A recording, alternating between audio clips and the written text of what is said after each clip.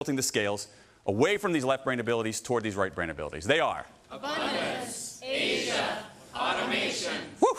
What's the scariest word? Routine. And finally, the 6 abilities that matter most are these. Design, story, symphony, empathy, play, and meaning. One last word, then I'm done. Some people might be daunted by these abilities. They might listen to the argument about the economy and say, Dan, your logic is airtight, I'm thoroughly convinced, but if these are the abilities that matter most, I'm toast. I don't do this kind of stuff.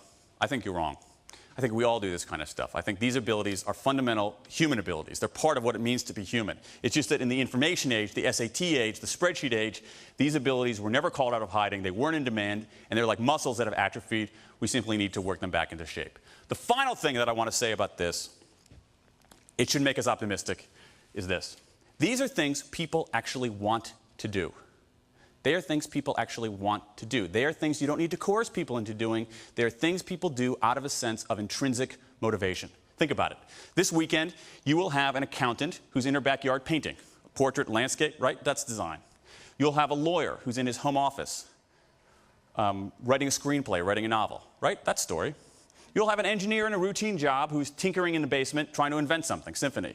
You'll have another engineer in a routine job who's doing volunteer work at her church or a synagogue or a mosque. It's empathy, right? That makes perfect sense. But here's what won't go on this weekend. I guarantee it. This weekend or any weekend, you will not find someone who has a day job as a sculptor, who on weekends, for fun, is doing other people's taxes. The sorts of things we do out of a sense of intrinsic motivation, out of the joy and challenge of the task itself, are the things that are now conferring the greatest advantage in the economy. I think that's a pretty nifty world to live in. And I want to thank all of you for helping bring that world into being. Thanks so much. Thank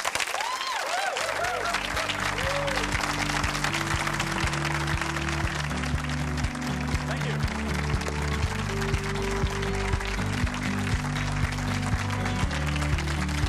Thank you. I think a great life is using your strengths, understanding what it is you were put on this earth to do. Okay? Understanding what it is that makes you unique and what allows and what is the truest expression of who you are. Doing that persistently in the service of something larger than yourself.